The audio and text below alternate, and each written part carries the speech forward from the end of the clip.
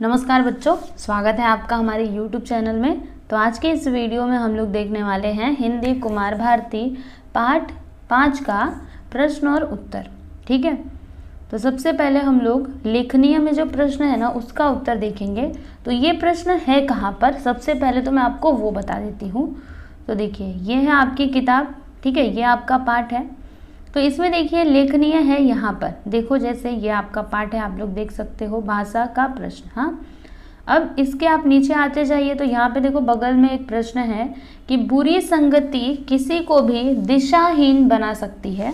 इस पर तर्क सहित अपने विचार लिखिए। आपको अपने विचार लिखने हैं कि बुरी संगति किसी को भी दिशाहीन यानी कि बुरा इंसान बना सकती है। तो इस पर आपको अपने विचार लिखने हैं। तो देखिए मैंने यहाँ पे अपने विचार लिखे हुए हैं। तो क्या लिखा है मैं आपको पढ़ करके बताते जाती हूँ, सुनिएगा। मनुष्य एक सामाजिक प्राणी है, उसे समय समय पर किसी न किसी के साथ की आवश्यकता पड़ती है। मनुष्य की संगति ही उसके व्यक्तित्व को प्रभावित करती है। जिस प्रकार से स्वाति की बूंद सीप में पड़कर मोती बन जाती है, उसी प्रकार सत्संगति में रहकर मनुष्य में भी परिष्कार होता है।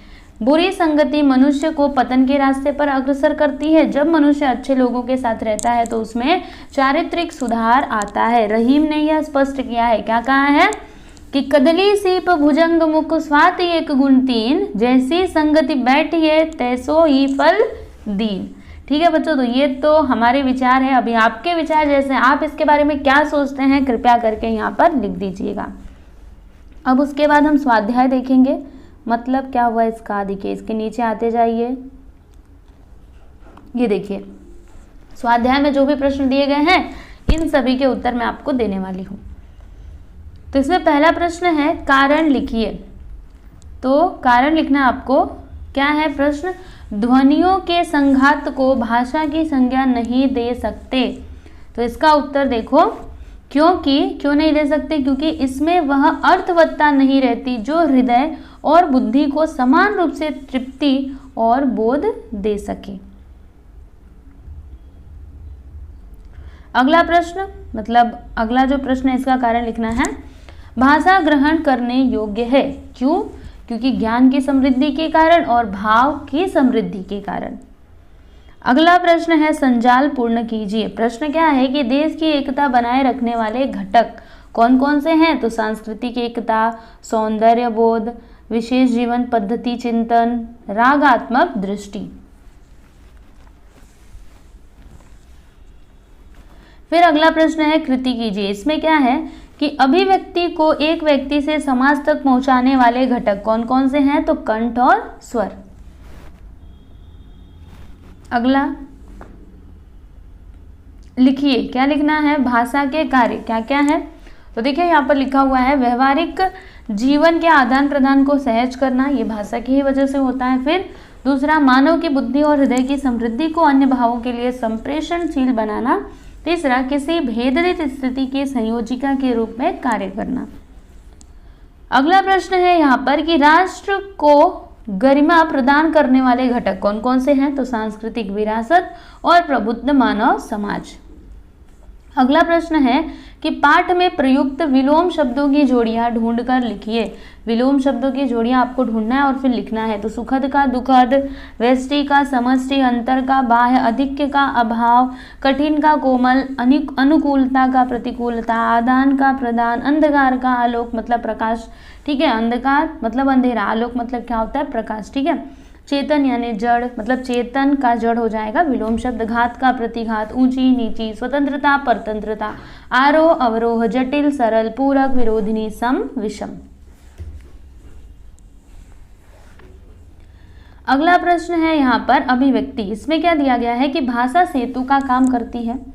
इस पर अपने विचार लिखिए, है ना। आपने मतलब हमने देखा कि जो भाषा है, ऐसा कहा जाता है भाषा सेतु का काम करती है, यानी एक पुल के जैसा वो काम करती है।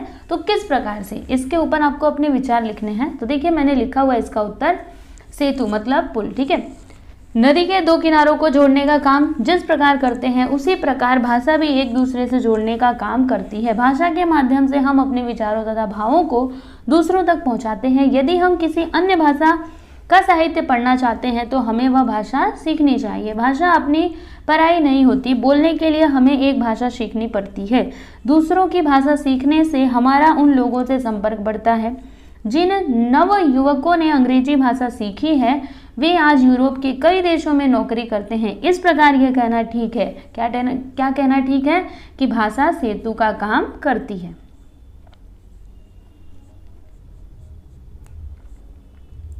अगला प्रश्न यहाँ पे भाषा बिंदु में क्या है, भाषा बिंदु यहाँ से शुरू हो रहा है। तो इसमें पहला प्रश्न है कि निम्नलिखित वाक्य में आए अवयवों को रेखांकित कीजिए और कोष्टक में उनके भेद लिखिए। अभी देखो बच्चों, आपको क्या करना है, ये जो सुनो ध्यान से, ये यहाँ पे वाक्य दिए गए हैं, तो इसमें जो अव्यय आए हैं उन्हें आपको लिखना है और फिर उनके भेद भी लिखना है कि वो मतलब भेद होता है ना प्रकार, ठीक है, तो वो लिखना है।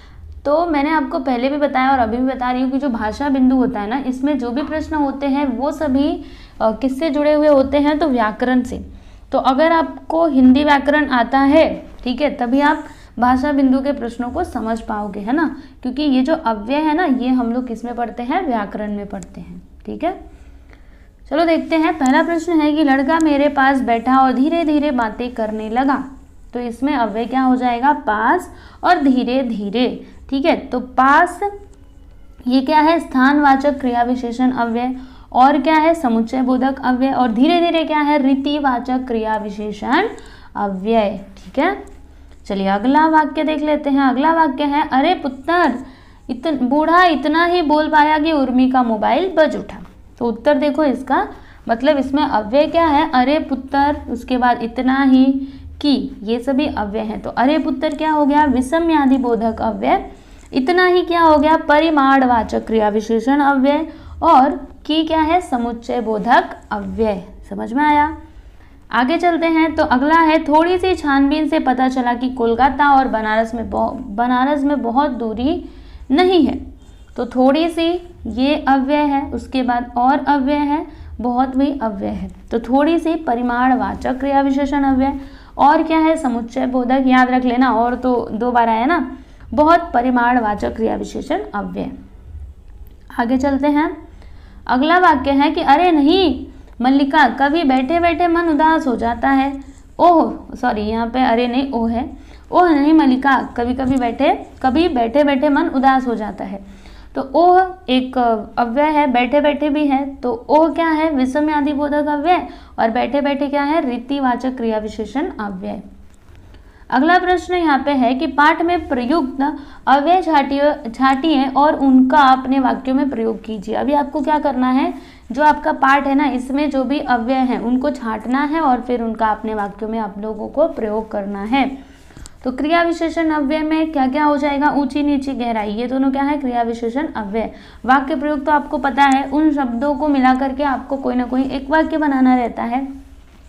तो वाक्य बनाना तो ये आप लोग खुद से भी कर सकते हो। देखो वाक्य बनाया गया है, ऊंची नीची का उपयोग करके हवा के कारण नदी के जल में ऊंची नीची लहरें उठ रही हैं। दूसरा, आजकल गोताखोर समुद्र में गहराई तक गोता लगाते हैं। संबंध सूचक अव्यय लिए और पीछे, वाक्य देख लीजिए। भाषा अपने विस्तार के लिए दूसरी भाषाओं से शब्द ग्रहण करती है, और इस शब्द का यूज करके हमने यहाँ पे वाक्य बनाया है, पीठ पीछे शिकायत करना अच्छी बात नहीं होती।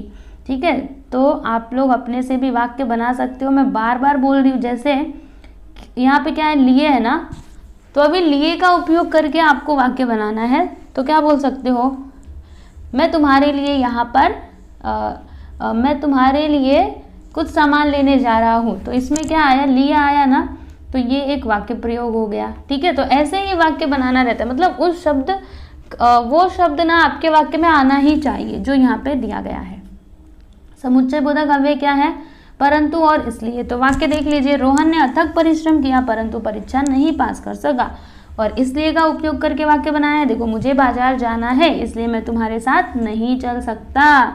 ठीक है, समझ में आया है को आप अच्छे से लिखना, ऐसे है। अगला देखते हैं, विषम्यादि बोधक अव्यय, आहा और छी, ये सभी क्या है, विषम्यादि बोधक अव्यय है। आहा कितना सुंदर दृश्य है, और छी तुम कितने गंदे हो। तो ये हमने वाक्य प्रयोग यहाँ पे कर लिया है। ठीक है, इतना समझ में आया ना। अब उसके आगे यहाँ पे अगला प्रश्न है कि नीचे आकृति में दिए हुए अवयवों के भेद पहचान कर उनका अर्थपूर्ण स्वतंत्र वाक्य में प्रयोग कीजिए। सुनिए क्या करना है, यहाँ पर ये जो अवयव दिए गए हैं इनका भेद लिखना है आपको कि कौन सा इसका भेद है, ये किस प्रकार का अव्यय है, और फिर उसका वाक्य में भी प्रयोग करना है। तो देखिए हमने पूरा एकदम अच्छे से लिखा है, जैसे कि काश, तो ये क्या है, विषम्यादि बोधक अव्यय। वाक्य भी देख लीजिए, काश राम के राज तिलक के अवसर पर लक्ष्मण भी होते।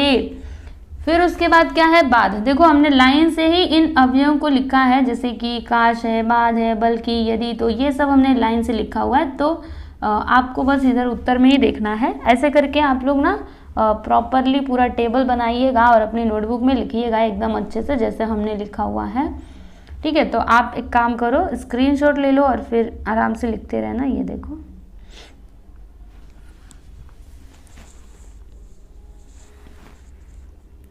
फिर उसके आगे के अव्यय ये सभी। उसके बाद आता है उपयोजित लेखन। तो इसमें क्या है, जैसी करनी वैसी भरनी, इस कहावत के आधार पर कहानी लिखिए।